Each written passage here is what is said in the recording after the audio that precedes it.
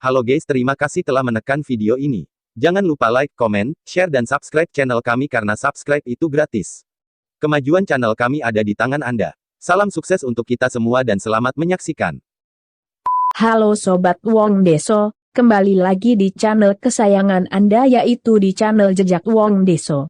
Channel di mana yang mengusut tuntas mitos, kejadian, adat istiadat, ritual daerah, kesenian daerah, maupun berbagi informasi tentang tempat wisata, dan resep masakan khas Indonesia yang kami sajikan untuk Anda semua.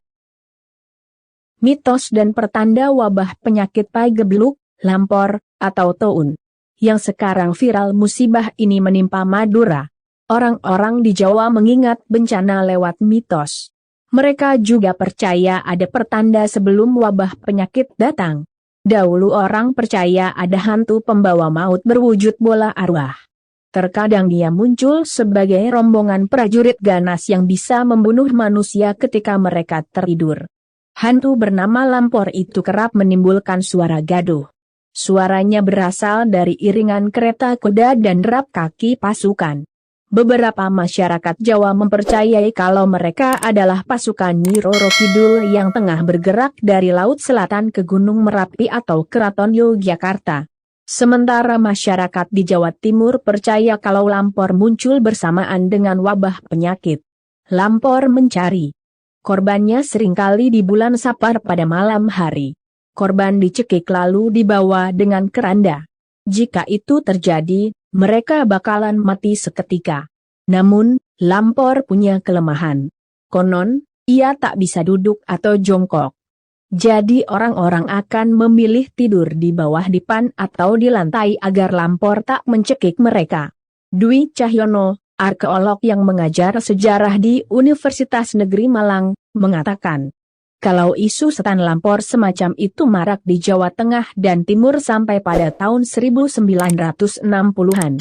Lambat laun cerita itu menghilang.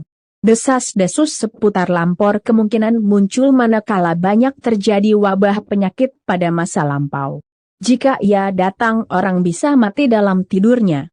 Wabah penyakit dalam konsepsi lama direlasikan dengan peristiwa mistis, seperti pada hantu Lampor, kata Dwi. Terkadang dalam percakapan, kata Lampor disandingkan dengan kata pagebluk, menjadi pagebluk Lampor.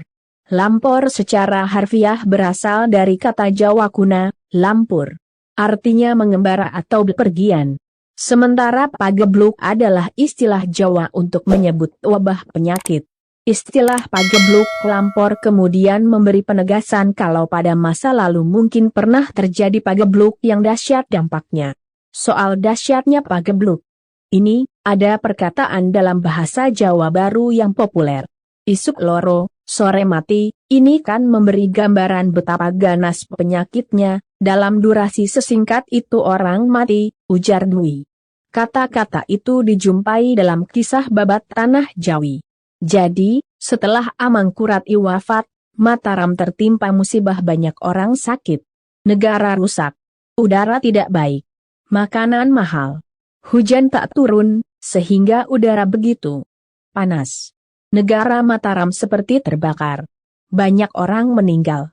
Pengemis tersebar di sepanjang jalan atau sungai. Banyak penderita sakit borok, kudis, patek, bubul, dan sejenisnya. Orang yang sakit di waktu pagi, sorenya meninggal. Jadi dari situ kita melihat bahwa pada masa lalu ada gambaran tentang bencana penyakit. Lanjut Dwi. Lewat tetengerala mungkin saking menakutannya dampak pagebluk, orang Jawa pun mulai mencari pertanda atau tetenger sebelum wabah datang. Pada zaman Mataram Islam misalnya, pagebluk dihubungkan dengan kemunculan bintang berekor atau komet. Orang Jawa menyebutnya lintang kemukus. Menurut tradisi mereka, kemunculan komet pada arah tertentu memiliki arti, diantaranya sebagai pertanda kemunculan pagebluk. Memang umumnya penampakan komet dimaknai sebagai membawa hal yang kurang baik, kecuali apabila muncul di arah barat, jelas Dwi. Berdasarkan buku sejarah Kutasala, Kraton Sala, Bengawan Sala, Gunung Lawu yang ditulis RMNG, Tikno Pranoto dan R. Mardiswitnya, Dwi menjelaskan bila komet muncul di arah timur tandanya ada raja yang sedang berbelasungkawa. Lalu rakyatnya bingung. Desa pun banyak yang mengalami kerusakan dan kesusahan. Harga beras dan padi murah, tetapi emas mahal harganya. Bila bintang berekor muncul di tenggara menandakan ada raja yang mangkat. Orang desa banyak yang pindah. Hujan jarang. Buah banyak yang rusak. Ada wabah penyakit yang membuat banyak orang sakit dan meninggal. Beras dan padi mahal. Kerbau dan sapi banyak yang dijual. Apabila komet muncul di arah selatan tandanya ada raja mangkat. Para pembesar susah. Banyak hujan. Hasil kebun melimpah. Beras, padi, kerbau, dan sapi dihargai murah. Orang desa merana, karenanya mereka pun mengagungkan kekuasaan Tuhan Yang Maha Suci. Kalau komet muncul di barat daya artinya ada raja mangkat. Orang desa melakukan kebajikan. Beras dan padi murah. Hasil kebun berlimpah. Tapi kerbau dan sapi banyak yang mati. Jika komet muncul di barat tandanya ada penobatan. Raja. Para pembesar dan orang desa senang. Beras dan padi pun murah. Apa yang ditanam berbuah subur dan cepat menghasilkan. Hujan akan turun deras dan lama. Apapun barang yang dijual belikan murah harganya, karena memperoleh berkah Tuhan. Lalu kalau bintang kemukus muncul di barat laut, itu pertanda ada raja yang berebut kekuasaan. Para adipati juga berselisih, berebut kekuasaan. Sementara warga desa bersedih hati. Kerbau dan sapinya banyak yang mati. Hujan dan petir terjadi di musim yang salah. Kekurangan makin meluas dan berlangsung lama. Beras dan padi mahal, namun emas murah. Apabila ada komet muncul di utara, maknanya ada raja yang kalut pikiran lantaran kekeruhan di dalam pemerintahannya. Timbul perselisihan yang semakin berkembang menjadi peperangan. Beras dan padi mahal. Namun, harga emas murah. Selain tanda adanya wabah penyakit pada manusia, lintang kemukus juga memberi pertanda ada wabah penyakit yang akan menyerang hewan. Ada pertanda kalau kerbau dan sapi banyak yang mati. Itu disebutnya aratan. Bila lintang muncul di arah barat daya dan di barat laut. Ada pertanda alam yang di masa lalu dipersepsi sebagai tengara tentang adanya kematian, jelas Dwi. Lampor itu juga merupakan keyakinan lokal sebenarnya tidak secara langsung bicara tentang penyakit tapi ada dampak yang berhubungan dengan penyakit, cara memotong rantai penularan karenanya musibah yang terjadi akibat wabah penyakit bisa disebut sebagai malapetaka. Dwi menjelaskan, secara harfiah, dalam konteks Jawa kuno dan Jawa Tengahan kata mala berarti kotor, cabul, najis secara fisik dan moral, noda, cedera, cacat, dan dosa. Kata itu bisa juga berarti penyakit. Terlihat bahwa pada mulanya malapetaka bertalian dengan bencana penyakit, yang kemudian diperluas artinya ke bermacam bencana, ujar Dwi. Dengan pengertian itu, seringkali wabah penyakit, yang termasuk ke dalam malapetaka tadi, disembuhkan tidak lewat penanganan medis. Ini kan suatu isu penyakit kemudian membias ke hal yang di luar penyakit, kata Dwi. Misalnya, ada masyarakat yang membuat tumpeng untuk mengatasi serangan pagebluk. Seperti dijumpai pada masyarakat Tengger, suku asli yang mendiami wilayah Gunung Bromo dan Semeru, Jawa Timur. Mereka punya tumpeng pras. Namanya berkenaan dengan cara, tumpeng itu diperlakukan. Setelah diupacarai, puncak tumpeng akan dikepras. Diakini, pemotong ini salah satunya untuk menghilangkan penyakit.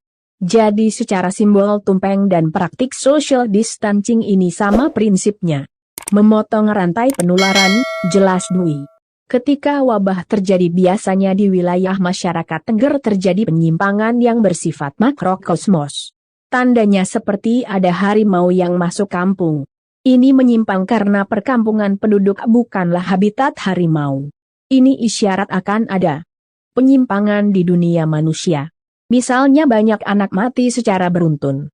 Pagebluk itu tadi. Menghilangkannya dengan membuat tumpeng pras. Memang digunakan untuk kepentingan ini, jelas Dwi. Secara umum, menurut Bani Sudardi, dosen jurusan Sastra Indonesia Universitas 11 Maret Surakarta, dalam konsep pengobatan tradisional menurut Primbon Jawa, terbit di Jurnal Humaniora Vol 14/2002, orang Jawa percaya kemungkinan mereka sakit bergantung pada kualitas hubungannya dengan lingkungan. Mereka yakin bahwa manusia adalah bagian tak terpisahkan dari suatu tatanan kosmis. Itu mengapa, sebagaimana menurut sejarawan Denyes Lombard dalam Nusa Jawa III, warisan kerajaan konsentris, ritual-ritual pedesaan seperti oleh masyarakat Tengger tadi, banyak dilakukan demi menjaga keserasian semesta. Antara desa dan kosmos harus seimbang agar kehidupan tak tergoyang. Sementara wabah penyakit yang menimpa manusia ataupun binatang adalah pertanda tentang adanya kekacauan di mikrokosmos. Adapun kemunculan lintang kemukus merupakan pertanda adanya krisis pada makrokosmosnya. Komet itu kan penyimpangan. Dalam kondisi normal komet akan tetap di garis orbitnya. Ini seringkali dipercayai akan diikuti dengan penyimpangan mikro.